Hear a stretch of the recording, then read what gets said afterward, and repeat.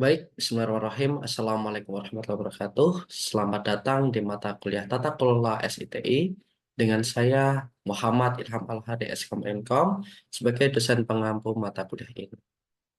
Untuk menyambung materi sebelumnya ya terkait dengan framework mengenai tata kelola SITI, di mana pada sesi kali ini kita akan menjelaskan dan berdiskusi mengenai salah satu domain yang ada di dalam COVID, terutama pada domain Evaluate, Direct, Monitor, atau biasa yang kita kenal sebagai domain EDM. Untuk mengawali perkuliahan hari ini, pada domain kali ini, eh, salah satu capaian yaitu mahasiswa mampu menjelaskan aspek people process teknologi pada domain proses tata kelola EDM pada framework COVID. Di mana outline pada hari ini adalah menjelaskan terkait subdomain yang ada di dalam domain EDM itu sendiri. Yang pertama adalah EDM 01 mengenai Ensure Governance Framework Setting and Maintenance. Kemudian ada subdomain EDM 02 Ensure Benefit and Delivery. Kemudian EDM 03 mengenai Ensure Risk Optimization. Kemudian EDM 04 Ensure Resource Optimization. Kemudian subproses EDM yang terakhir adalah EDM 05, yaitu mengenai ensure stakeholder transparency. Kemudian yang terakhir kita hari ini akan membahas mengenai people process teknologi yang terkait di dalam domain EDM. Baik, mengawali yang pertama bagaimana proses di dalam EDM yang terkait dengan business people teknologi seperti ada yang di layar presentasi teman-teman semua, yaitu mengenai EDM 01 dan EDM 05. Jadi sehingga proses dalam evaluasi direct monitor tidak lepas dari prinsip dari proses itu sendiri, kemudian mengenai teknologi yang diadopsi di dalam perusahaan, kemudian people atau SDM resource yang berada di dalam perusahaan tersebut.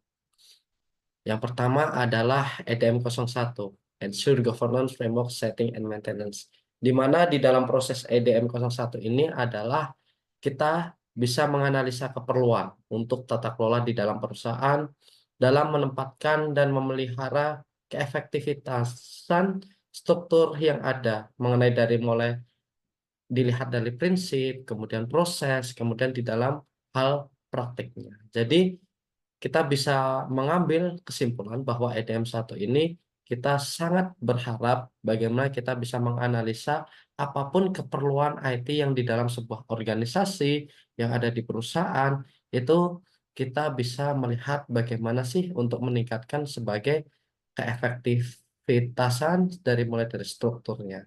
Kemudian dengan kejelasan dari tanggung jawab dan wewenang mencapai sebuah misi, sasaran, dan tujuan perusahaan. Sehingga dari EDM 01 diharapkan bagaimana perusahaan bisa untuk mencapai sebuah visi, misi, dan goals perusahaan itu sendiri. Kemudian tujuan dari proses ini, terutama pada EDM 01 adalah bagaimana framework ini bisa memastikan dan menyediakan pendekatan yang konsisten, terintegrasi, serta selaras dengan pendekatan tata kelola perusahaan. Yang perlu digarisbawahi adalah bagaimana kita bisa melakukan strategi alignment. Ini merupakan sebuah pendekatan penting dalam menyelaraskan seluruh proses dan tujuan di dalam proses tata kelola yang ada di sebuah organisasi atau perusahaan itu sendiri. Dan pastinya di dalam proses tersebut memastikan bahwa keputusan terkait dengan strategi dibuat sebagai sejalan dengan strategi dari tujuan perusahaan itu sendiri.